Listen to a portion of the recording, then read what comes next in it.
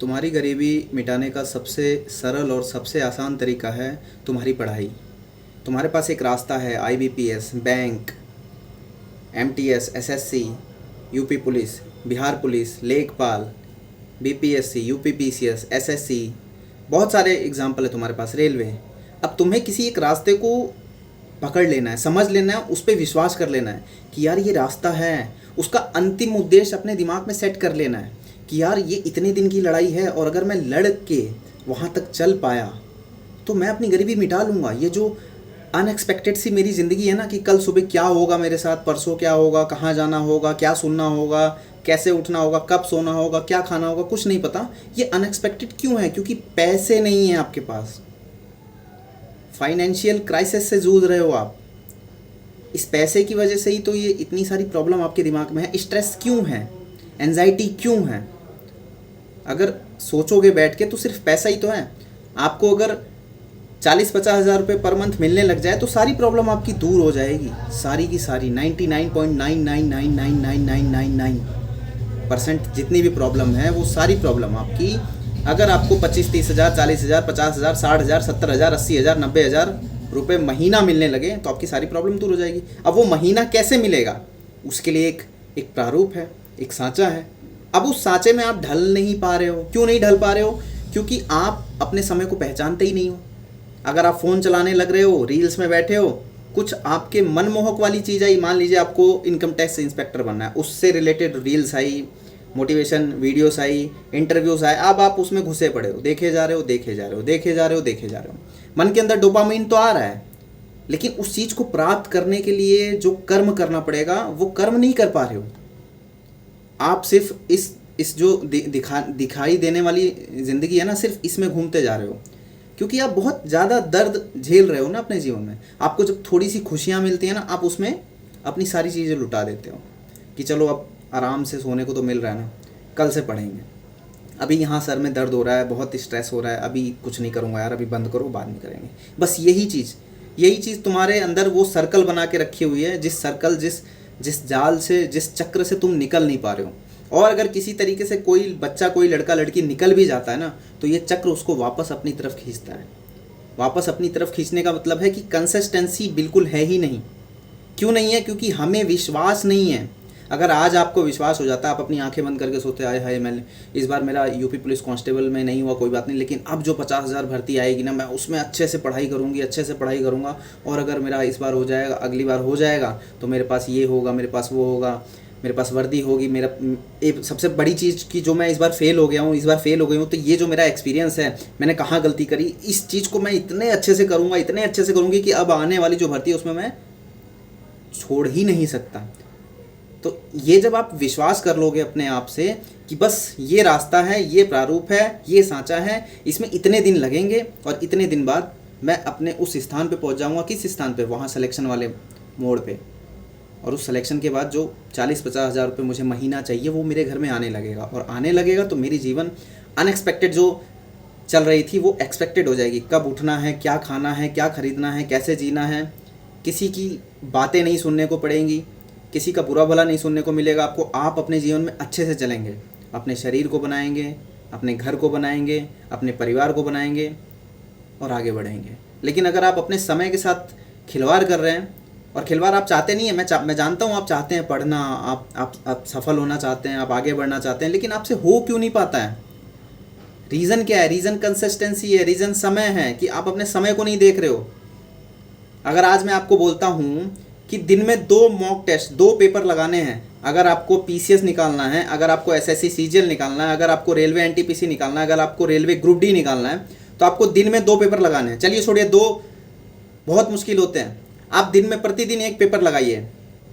और जब तक पेपर नहीं हो रहा, मैं मानता हूँ कि कोई भी एग्ज़ाम अभी से 100 दिन बाद है, और आपने दृढ़ निश्चय ले लिया कि मुझे 1 पेपर रोज़ लगाना है, चाहे सिलेबस हुआ हो नहीं हुआ हो। मैं एक सिचुएशन बता रहा हूँ कि मैक्सिमम लोग सिलेबस पढ़ चुके होंगे, ठीक है, जो सिलेबस नहीं किया उनके लिए भी मैं एक बताऊँगा। लेकिन अभी ये सिंपल चीज़ कि अगर आपने सिलेबस पूरा कर रखा है तो आप अपने से दृढ़ निश्चय करते हो, प्रतिज्ञा लेते हो, एकदम कठोर भीष्म प्रतिज्ञा वाली, कि भैया मैं प्रतिज्ञा ले रहा हूँ, और इस प्रतिज्ञा के बाद पृथ्वी पलट जाए, पहाड़ टूट जाए, इवन भगवान सामने आ जाए, मैं अपनी प्रतिज्ञा से टस से मस नहीं होने वाला। कोई भगवान आके कह दे कि बेटा आज के दिन अगर आपने टेस्ट लगाया तो आपकी नौकरी नहीं लगेगी, मैं उस चीज़ को नहीं मानूंगा। और आज से 100 दिन तक लगातार 100 क्वेश्चन का पेपर रोज़ बनाऊंगा। आज बनाऊंगा, उसको सॉल्यूशन देखूंगा, उसमें गलतियां पकड़ूंगा, उस गलती को सुधारूंगा, फिर कल आ जाऊंगा, फिर कल आ जाऊंगा, फिर कल आ जाऊंगा। कितनी बार थप्पड़ खाऊंगा? 100 में से 10 क्वेश्चन सही होंगे, 90 क्वेश्चन गलत होंगे, अगले दिन फिर थप्पड़ खाने आ जाऊंगा। 100 में से 8 क्वेश्चन सही होंगे, बाकी के क्वेश्चन गलत हो जाएंगे, फिर थप्पड़ खाने आ जाऊंगा। 100 में से 12 क्वेश्चन सही होंगे, 100 में से 20 क्वेश्चन सही होंगे, 100 में से 40 क्वेश्चन सही होंगे, 100 में से 50 क्वेश्चन सही होंगे। थप्पड़ खाते जाऊंगा, खाते जाऊंगा। पहला दिन, दूसरा दिन, तीसरा दिन, चौथा दिन, पांचवा दिन, छठा दिन, सातवां दिन, आठवां दिन, नौवां दिन, 20वां दिन, 40वां दिन, 50वां दिन, 60वां दिन, 70वां दिन। कितनी बार थप्पड़ खाओगे तुम? जो तुम्हारे मॉक में नंबर कम आते हैं, जो तुम्हारा पढ़ाई में मन नहीं लगता, जो तुम्हें समझ नहीं आता, जब ये 100 दिन रूटीन में तुम करोगे कंसिस्टेंसी के साथ, अपने समय को देखते हुए कि कोई बुला रहा है, हेलो यार आजा पिज़्ज़ा खाने चलते हैं, अभी भाई मेरे पास टाइम नहीं है, मेरी तबीयत खराब है। और वो तबीयत नहीं खराब है, तुम्हारा समय हो रहा है टेस्ट को बनाने का, तुम्हारा समय हो रहा है उस टेस्ट को बन चुका है उसका एनालाइज करने का। क्या है इतनी हिम्मत? बहुत सारे बच्चों में होती है, बहुत सारे बच्चे कर रहे हैं, जो कर रहे हैं वो सफल हो रहे हैं। और अगर सफल अभी नहीं हो रहे हैं तो कभी ना कभी वो होंगे।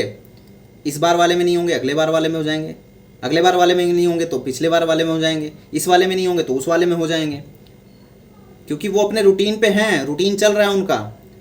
जिसको कहते हैं ना कि नसीब नहीं है, हो सकता है कि उस एग्ज़ाम के लिए आपका नसीब नहीं है, लेकिन जो आपकी प्रैक्टिस है, जो आपकी कंसिस्टेंसी है, जो आपकी तैयारी है, रेगुलरिटी है, वो आपको नसीब आपका उसमें नहीं है, लेकिन आपका नसीब कहीं ना कहीं वो बनाएगा।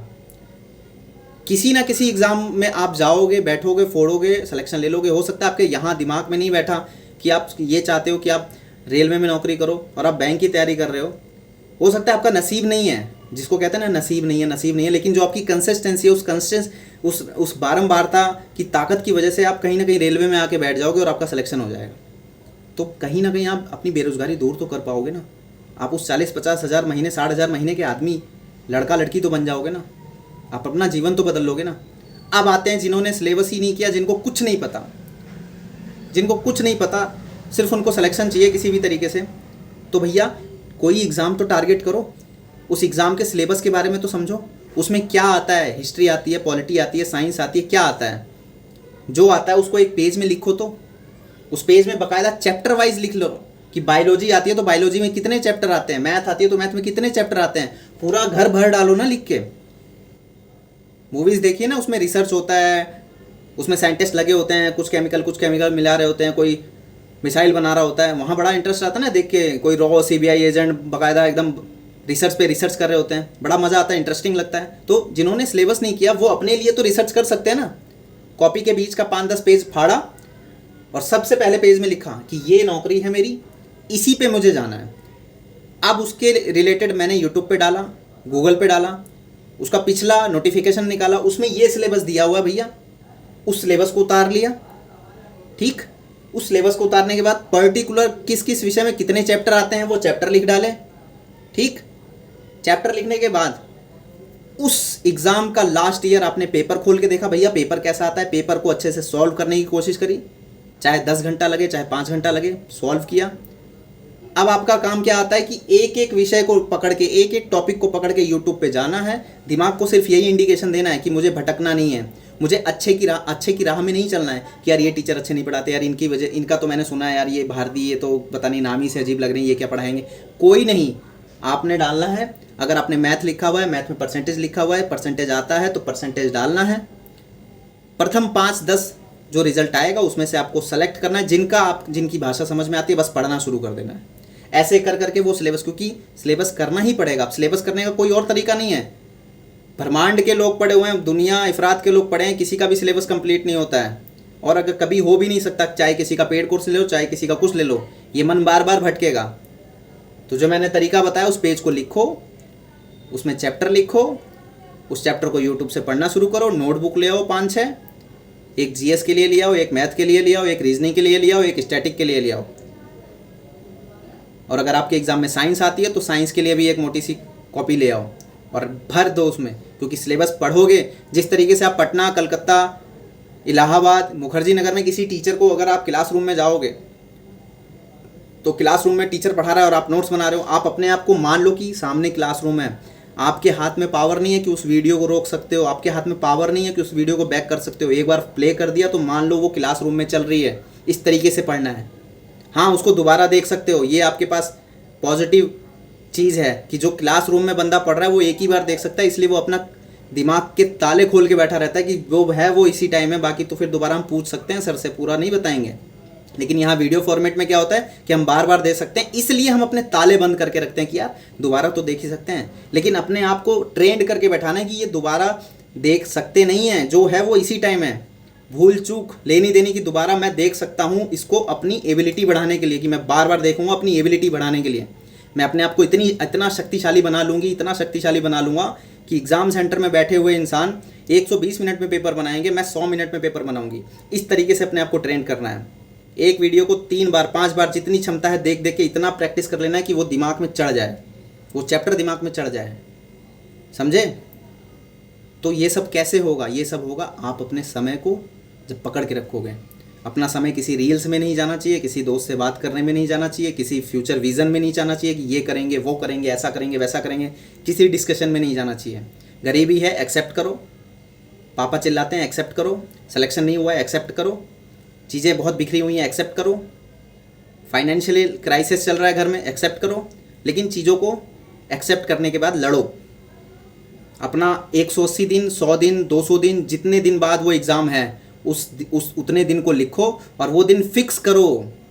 उसको फिक्स करना ही पड़ेगा कि आपका फिक्स होना चाहिए, सोना जागना उठना बैठना, इवन कब क्या पढ़ रहे हो वो सब कुछ सब फिक्स होना चाहिए। अगर आप ये भी फिक्स नहीं कर सकते तो आप अपनी जीवन में आगे बढ़ने की कामना को बिल्कुल अभी ख़त्म कर दो। जब आप फिक्स ही नहीं कर सकते अपने आप से तो क्या आप गवर्नमेंट नौकरी करोगे? अगर आप अपने घर में नहीं फिक्स कर सकते तो क्या आप एग्ज़ाम सेंटर में जाके वो 9 से 1 बजे के बीच में जो एग्ज़ाम होने वाला वहाँ पे आप आराम से बैठ के दोगे? वहाँ भी तो एक फ़िक्स टाइम होता है ना। तो जब आप अपने घर में अपना फिक्स कर लोगे सब कुछ तो आप एग्ज़ाम सेंटर में फाड़ दोगे। समझे? समझे कि नहीं समझे? आशा करता हूँ समझ गए होंगे। मिलते हैं कल की वीडियो में। Thank you very much.